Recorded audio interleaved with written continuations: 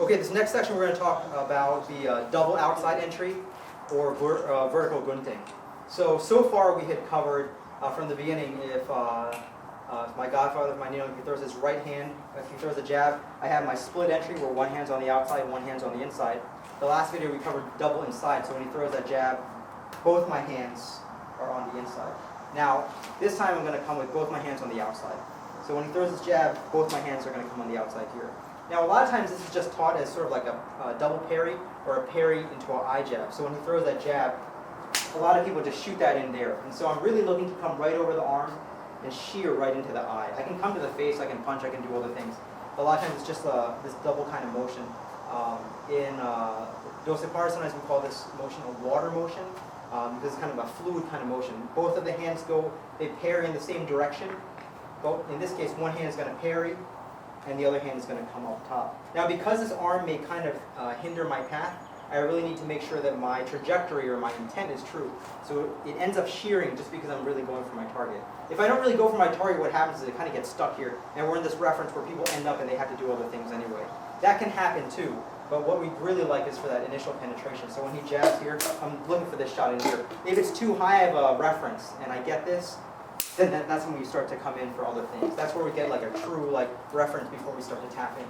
But for right now, my initial double outside entry is when he punches, I'm right here.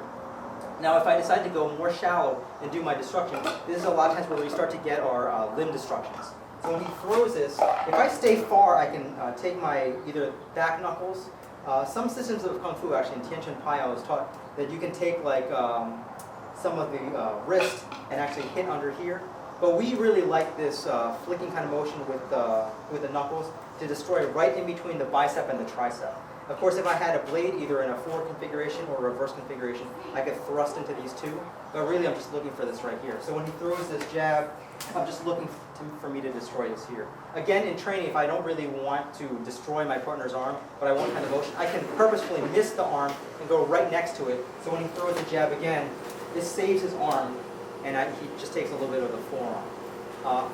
With that being said, I can also start to take this and glide up and hit the tricep. I can either hit it with the fist, destroy it with the fist, follow up with the elbow, or some people like to just kind of rake the elbow in the same direction. So this is a more penetrating kind of motion where I'm advancing in a lot more. So when he jabs, I'm looking for that kind of motion here.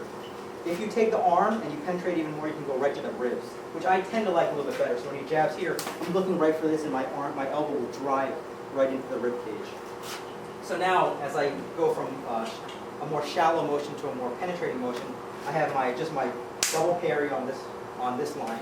I can go in a little bit deeper for my eye shots, and of course all these can be followed by simple traps like outside clears and stuff like this. I can go for my destructions with my fist, so I have it underneath. I can do a backhand destruction to the tricep. But actually, Steve Brody made a good point one time. If the elbow stays out, sometimes you'll catch on the elbow and it can be sort of painful. So I really like it underneath. Paul Vunak has sometimes taught this as if you kind of shoulder roll and you're kind of back anyway and you don't really have the mechanics work, you can kind of flick this out too. So that's another option. But you can just destroy underneath with a fist, or I can start to ride it up, and again, I can hit it with the elbow. So when the jab comes in, I can hit it with the elbow here. I can drive more into the body. And then, of course, from these motions, when I'm here, usually in the Asana curriculum, that's when we go into our kidney slap, my groin hit, and then my underneath, I'll hit to the head, and I start to go for my takedowns from there.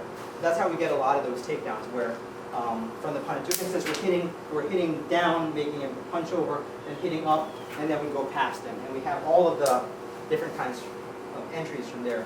Also, we have all of our arm drag entries from there too. So from these kinds of motions, I can always hook, and I can get these duo pulls either this way, or I can pull him that way too. So when that jab comes in, I have one of these where I start to hook him and do different kinds of motions that way.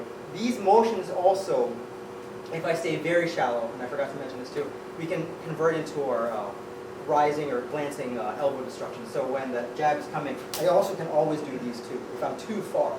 So now I can go from here, to my trap, here to my eye.